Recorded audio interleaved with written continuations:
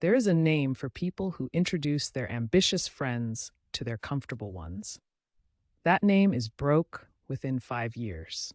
Sit with that for a second, because what you just heard is not a motivational quote. It is a pattern that wealth researchers, behavioral economists, and self made millionaires themselves have quietly observed for decades. The people who build real lasting wealth from nothing do not just manage their money differently. They manage their relationships with a level of strategic precision that most people would call cold, antisocial, or even ruthless. But here is the thing nobody tells you. That precision is exactly why they still have their wealth 20 years later. So, what is actually happening here? Why would someone who made it deliberately keep two separate social circles that never interact? And more importantly, what does this tell you about why your current friend group might be the single biggest threat to your financial future? Let us pull back the curtain on something that the wealthy almost never talk about openly. When researchers studied the social habits of self made millionaires, people who built their wealth without inheritance, without trust funds, and without lottery tickets, they found a striking behavioral pattern. These individuals consistently maintained what sociologists now call compartmentalized social architecture. In plain language, they had two completely distinct friend groups operating in parallel, with a firewall between them so firm it was almost never breached. The first group is what we will call the growth circle. These are the people who challenge them, the ones who talk about building, scaling, investing, and taking calculated risks. The conversations in this group center around opportunity, failure as a teacher, and the relentless pursuit of a larger vision. Being around these people raises the internal standard. It makes settling feel uncomfortable. It makes mediocrity feel like a slow death. The second group is what we will call the grounding circle. These are often childhood friends, family members, neighbors, or people from their original communities. People who knew them before the money, people who keep them human. The conversations here are about life, loyalty, laughter, and belonging. This group is not about performance. It is about connection at the most authentic level. Now, here's the critical insight that most people completely miss. The wealthy do not keep these groups separate because they are ashamed of one or embarrassed by the other. They keep them separate because mixing them is functionally destructive to both relationships and results. Think about what happens when you bring someone from your growth circle into your grounding circle. Suddenly, the conversation shifts.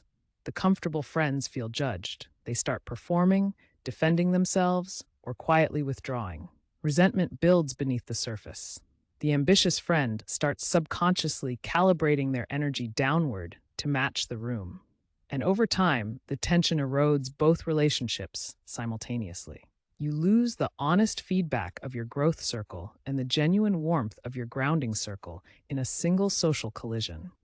If this is starting to reshape how you think about your own relationships and money, do yourself a favor and hit like and subscribe right now. We break down the real psychology of wealth building on this channel every week, and you do not want to miss what is coming next. Now, there is something even deeper happening here that goes beyond simple social management. Research published in behavioral economics journals has shown that your spending patterns, your risk tolerance, and even your sense of what is normal financially are almost entirely determined by the 5 to 8 people you spend the most time around. Not your education, not your income bracket, the people in the room with you most often. This means that if your primary social environment is filled with people who celebrate impulse spending, who mock investing as boring, or who subtly shame ambition as thinking you are better than us, your financial trajectory is being quietly redirected every single time you sit down to dinner with them. Self-made millionaires figured this out early, and instead of abandoning their original communities, which would cost them their sense of identity and groundedness, they built a second world running parallel to the first. A world where the financial and entrepreneurial ambitions they had were not just accepted, but actively encouraged and sharpened. Warren Buffett has spoken about the importance of associating with people who are better than you in the areas you want to grow. Jim Rohn built an entire philosophy around the idea that you become the average of the 5 people you spend the most time with. But neither of them told you the full story, which is that you do not have to replace your original people. You architect your social life the way a master chef designs a menu, different dishes for different purposes. None of them wrong, all of them essential. There is also a protection mechanism at work here that is rarely discussed. When your two worlds never meet, you are protected from a phenomenon called social leveling. This is the unconscious group pressure that brings high performers back to the mean. It happens in every human community. Someone starts rising, and the group, sometimes consciously, sometimes not, begins applying pressure to pull them back. You have changed. You think you are too good for us now. Remember where you came from. By keeping the circles separate, a self-made millionaire can honor both truths simultaneously.